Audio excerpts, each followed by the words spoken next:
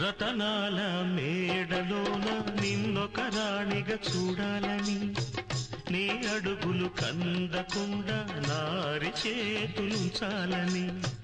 రతనాల మేడలోన నిన్నొక రాణిగా చూడాలని, నీ అడుగులు కందకుండా నారి చేతులుంచాలని ఎంతగా అనుకున్నాను. ఏమిటి చూస్తూ